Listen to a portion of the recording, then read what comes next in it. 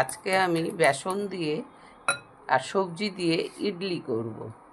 না, বেসনটা দই দিয়ে ভিজিয়ে রেখেছিলাম। দই আর নুন আর একটু মিষ্টি দিয়ে বেসনটাকে একদিন দুদিনও ভিজিয়ে রাখলে কোনো অসুবিধা নেই, ভিজিয়ে রেখেছিলাম। এবার ওটাকে বার করেছি। এখানে আছে গাজর একটু গ্রেট করে রেখেছি, একটু পেঁয়াজ, একটু লঙ্কা, ধনেপাতা, কারি পাতা আর আদা, আর একটু সাদা তেল দেবো এতে। আর এই পাত্রগুলোতে তেল করে তেলটা লাগিয়ে রেখে দিয়েছি, এর মধ্যে দিয়ে ইডলিটা ভেপারে দেব। গাজরটা মিশিয়ে দিচ্ছি,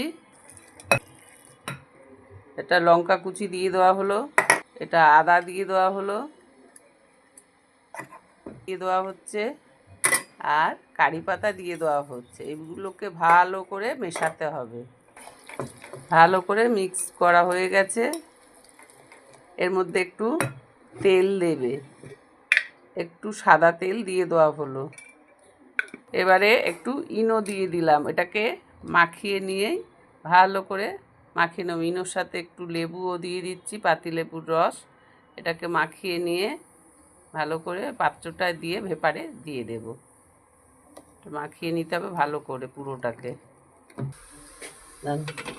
এটা তোলো, দেখো নিচে একটা দিয়ে দিয়েছি আর ওপরে একটা বসিয়ে দিচ্ছি জলের ভেপারে। এটা একটু ভাপে ভাপে হবে, তারপরে আবার তোমাদের আমি খুলে দেখাবো। তো বন্ধুরা, আমার বেসনের ইডলি হয়ে গেছে। বেসনের ইডলি, সবজি দিয়ে ইডলি শুধু নয়, দেখো কেমন উঠে যাচ্ছে, দেখেছো? এবারে তোমরা খেয়ে নাও, যে যার মতন খেয়ে নাও। আমাকে একটা লাইক, কমেন্ট, শেয়ার ও সাবস্ক্রাইবের মাধ্যমে আমাকে জানাও আমার বেসনের ইডলিটা কেমন হয়েছে। আর যারা ধৈর্য সহকারে আমার এই ভিডিওটা দেখছো, তাদের জন্য অসংখ্য অসংখ্য ধন্যবাদ।